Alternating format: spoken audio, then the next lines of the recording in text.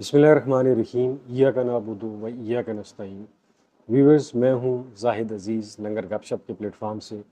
उम्मीद करता हूँ आप सब लोग खैरियत से होंगे और आपके दिन अच्छे गुजर रहे होंगे। दोस्तों, आप जानते हैं कि पाकिस्तान की जो सियासत है वो दिन ब दिन उसमें तब्दीलियाँ आई जा रही हैं। चाहे वो सियासी महाज हो या फिर अदलिया का महाज हो या फिर इस्टेब्लिशमेंट का महाज हो, इन तीनों महाजों के ऊपर जो ख़बरें हैं वो बड़ी गर्म आ रही हैं। स्पेशली काजी फ़ाइज़ ईसा साहब की जो पोजीशन है, वो कल के जो कमेटी का जो फ़ैसला था, 3 रुकनी जो बेंचेस बनाते हैं और केसेस मुख्तलिफ बेंचों के ऊपर लगाते हैं, उस फ़ैसले ने काजी साहब को मज़ीद तनहा कर दिया है। ये भी आपके साथ डिस्कस करेंगे कि क्या होने जा रहा है। उधर जी नून लीग में इस वक्त खलबली मची हुई है और उनकी परेशानी और डिप्रेशन बढ़ रहा है। आल दो कि इस वक्त जो नून लीग की क़यादत है वो ठंडी जगह के ऊपर है, मरी में, ताकि वो ठंडे दिलो दिमाग से सोच सके, लेकिन फिर भी गर्मी जो है उनके दिमाग की तरफ ज़्यादा चढ़ रही है। इसके ऊपर भी हम आपसे बताते हैं कि ये क्या होने जा रहा है। और फिर कुछ जो लफाफा साफ़ी हैं, जो स्टूज हैं, जो इस्टेब्लिशमेंट का मोहरा है, वो जो पैगाम रसानी का काम कर रहे हैं, उन्हें अंदाज़ा नहीं है कि इससे उन्हें कितना बड़ा नुकसान होने जा रहा है। ये भी बात आपके साथ शेयर करेंगे।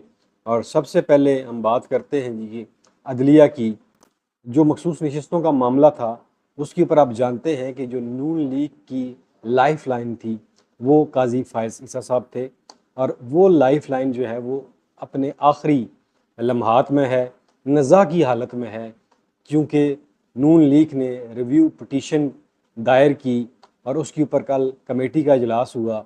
जो प्रैक्टिस एंड प्रोसीजर एक्ट के तहत कमेटी बनाई गई थी काजी साहब ने, कि ये कमेटी फ़ैसला करेगी कि कौन सा केस लगना है, किस बेंच के आगे लगना है।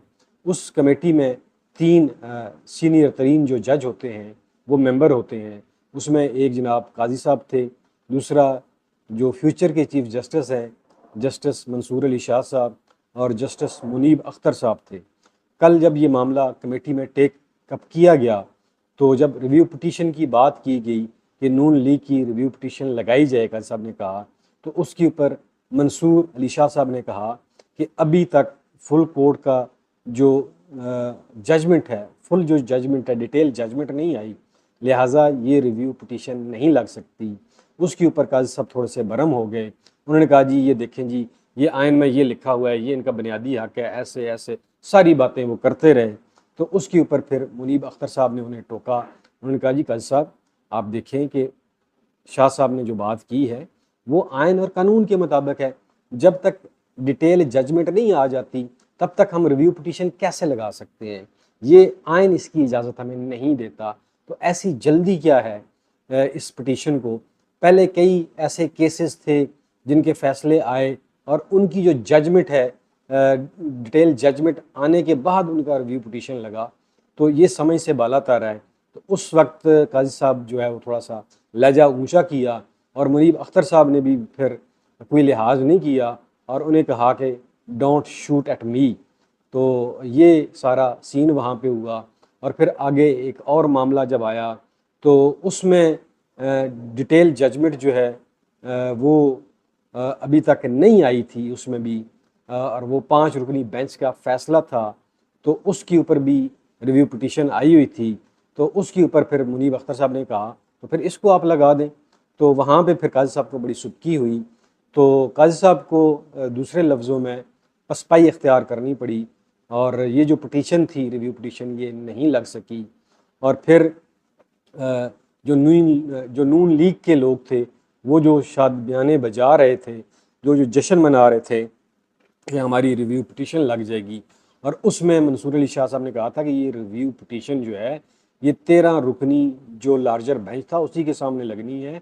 और इस वक्त जजेस जो हैं वो छुट्टी के ऊपर गए हुए हैं, हर जज अपने अपने इलाके में छुट्टी के ऊपर गया हुआ है, और पहले ही आपने 1 महीना छुट्टियाँ जजों की खा ली हैं, और 1 महीना तो उन्हें अपनी फैमिलीज़ के साथ अपने इलाकों में जो बेंच बने हुए हैं वहाँ बैठ के फैसले करने दें। बहरहाल इसके ऊपर जो है वो काजी फ़ाइज़ ईसा साहब को पागलपन के दौरे पड़े और वो पैनिक का भी शिकार हुए। लेकिन उनका अपना किया धरा जो है वो उनके सामने आ गया। जब आपको याद होगा जब चीफ जस्टिस अता बंदयाल साहब थे, तो उस वक्त काजी साहब कहते थे जी practice and procedure act bill जो है वो होना चाहिए, एक्ट होना चाहिए, उसके तहत जो है वो फैसले हों। और ये वही चीज़ें हैं जो काजी साहब ने की और वही चीज़ें काजी साहब के सामने आके खड़ी हो गई हैं। अब काजी साहब डिनाई भी नहीं कर सकते, ना निगला जाता है और ना ही थूका जाता है। ये सूरत हाल है काजी साहब की। तो दोस्तों बात ये है कि जब आपकी नीयत जो है वो उस नीयत में फतूर हो, तो फिर अल्लाह ताला आपके सामने वो चीज़ें आपके सामने खड़ी कर देता है, उनकी दीवार बना देता है। ये लो जी, ये कल आपकी ये नीयत थी और आपने ये फैसले इसलिए किए थे कि आप फ़लाँ बंदे को नुकसान पहुँचा सकें, अब भुगतो इसको। तो अब काजी साहब जो है ये चीज़ें भुगत रहे हैं और बड़ी मुश्किल में हैं। और अभी जो दूसरा मामला था एडहॉक जजेस का, वो भी आज जो है उसके ऊपर कमेटी बैठनी है और उसमें भी फैसला होना है। उन एडहॉक जजेस में जो 4 जजेस के नाम दिए गए थे, उसमें से 2 जजेस जो हैं मकबूल बाकर साहब, बशीर आलम साहब ने तो माजरत कर ली, उन्होंने कहा जी इस गन से हमें दूर रखें। बाकी 2 जजेस ने हाँ की है। आज देखते हैं कि इसके ऊपर क्या फ़ैसला होता है। क्या ये 2 जजेस जो हैं जो सरदार तारक मसूद साहब हैं और दूसरे मज़हर खेल साहब हैं, क्या इन्हीं के नाम है? और अभी जो 2 हाल ही में जजेस रिटायर हुए, उन्होंने रिज़ाइन किया, जस्टिस एजाजुल एहसन साहब हो गए और एक और मज़हर अली नकवी साहब हो गए। तो इनके नाम भी दिए जा सकते हैं। लेकिन मेरे ख्याल में अगर एडहॉक जजेस आप लगा भी लें तो इससे कोई फ़र्क नहीं पड़ना, क्योंकि पीटीआई की पूरी कोशिश होगी कि ये एडहॉक जजेस जो हैं वो सियासी मामलात को ना देखें, वो पॉलिटिकल मामलात के अंदर इंटरफेयर ना करें। और इसके ऊपर जितनी भी बार काउंसिल्स हैं पाकिस्तान की, चाहे वो लाहौर बार काउंसिल है, इस्लामाबाद बार काउंसिल है, पाकिस्तान बार काउंसिल के अंदर कुछ हमायती लोग हैं, लेकिन जो प्रोफेशनल ग्रुप के लोग हैं वो सारे के सारे इस फैसले को रजिस्ट कर रहे हैं। वो कह रहे हैं जी केसेस की कोई पेंडेंसी नहीं है।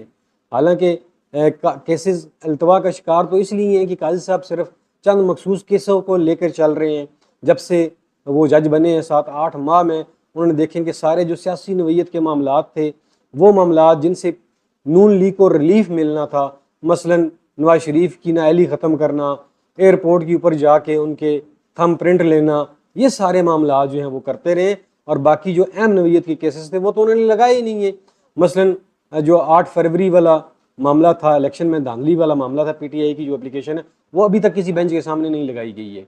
इसी तरह और काफ़ी सारे केसेस हैं जो काजी साहब ने स्पेशली नून लीग के वो केसेस लगाए थे जिसमें नून लीग को इन्होंने पास करना था, इनकी नाअहलियाँ ख़त्म करनी थी, इनके असासे जो मुजमित हुए थे उनको ख़त्म करना था। फिर या वो मामलात लगाए हैं जो इलेक्शन कमीशन को स्ट्रेंथन कर रहे थे, जो नैब के हवाले से जो नैब के पर काटने वाले मामलात थे, वो मामलात ये देखते रहे। बाकी मामलात किसी चीज़ के इन्होंने नहीं लगाए, पीटीआई का कोई मुकदमा नहीं लगाया। ये सारी चीज़ें हैं जिसकी वजह से ये पेंडेंसी इनको नज़र आ रही है। बहरहाल जी उधर दूसरी साइड पे आपने देखा होगा कि ख्वाजा आसफ साहब का जो बयान आया है कि हम जो है अक्टूबर की वो बात कर रहे थे कि अक्टूबर में जो इंतखाबात में धांधली वाली दरख्वास्त जब लगेगी तो हम जो है रजिस्ट करेंगे, इतनी आसानी से हम घर नहीं जाएंगे। इसका मतलब ये है कि ख्वाजा आसफ साहब को भी ये पता है कि इंतखाबात में टका के धांधली हुई है और इसका अगर केस लग गया अक्टूबर में तो फिर हमें घर जाना पड़ जाएगा। ये बात बिल्कुल तय है, दीवार के ऊपर लिखी हुई है, जो उन्होंने पढ़ ली है, उन्हें समझ भी है, फिर भी वो जो है वो अपनी आंखों के आगे जो है ना वो उन्होंने अना का पर्दा डाला हुआ है। ये मामलात हैं। फिर एस्टेब्लिशमेंट की तरफ से दोस्तों जो पैगाम रसां साफ़ी हैं, मनी फ़रूक जैसे हो गए, एतजाज़ साहब हो गए और चंद और लोग हैं जो डरा धमका रहे हैं पाकिस्तानी मीडिया को और पाकिस्तान की आवाम को कि डंडा चल जाएगा, पता नहीं क्या हो जाएगा, एमरजेंसी लग जाएगी और ये एमरजेंसी जजों के ऊपर लगेगी, फिर लाहौर हाई कोर्ट के जज, इस्लामाबाद हाई कोर्ट के जजों के खिलाफ कार्रवाई होगी, वगैरह वगैरह। ऐसी बेतुकी बातें जो है ये लोग कर रहे हैं। ये साफ़ी अपने आप को कहते हैं जी एजाज़ सैयद जो है, ये कह रहे हैं जी एमरजेंसी लगी तो जजेस के खिलाफ लगेगी, सुप्रीम कोर्ट के जजेस के खिलाफ कार्रवाई होगी। तो ये देख लें कि ये किसकी बात कर रहे हैं और इनकी ज़रा शक्ल तो देखें, मैं आपके सामने शेयर कर दूंगा। ये साफ़ी कम और टाउट ज़्यादा नज़र आ रहे हैं जी। और फिर इसके अलावा जी नीचे मुस्तफ़ा नवाज़ खोखर साहब का ट्वीट है, वो कहते हैं जी ये नहीं हो सकता कि आप 8 फरवरी के इलेक्शन का नतीजा भी ना माने और 11 जजेस का फैसला भी ना माने, आप तवक्को करें कि मुल्क में अनारकी नहीं होगी, ये कैसे हो सकता है।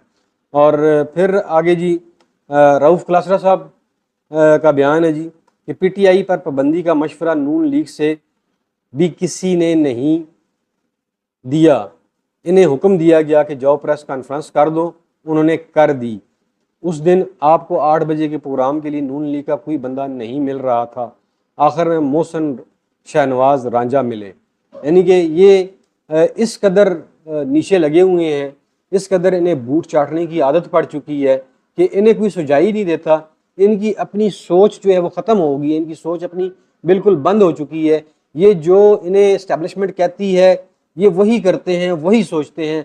इनका ओढ़ना बिछोना सिर्फ और सिर्फ इस्टेब्लिशमेंट रह चुकी है और ये अपनी मौत पहले ही मार चुके थे, लेकिन जो कोई इनमें कोई कसर रह गई थी वो अब निकल जाएगी।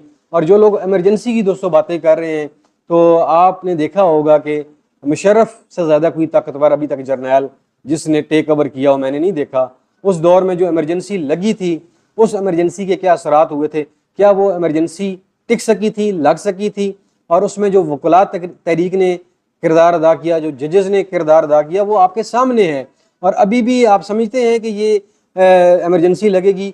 वकलात तहरीक तो अभी शुरू नहीं हुई। जब ये वकलात तहरीक शुरू होगी तो आप देखिएगा कि चारों बार से जो जम्मे गफ़ीर निकलेगा और जिस तरह वो जजेस के साथ कंधे के कंधा मिला के खड़े होंगे, उस वक्त ना इमरजेंसी लगाने वालों को कोई भागने बचने की कोई उन्हें मोहलत मिलेगी और ना ही जो नून लीग का ये टोला है इन्हें कोई भागने दौड़ने की फुर्सत मिलेगी। ये मेरी बात याद रखिएगा।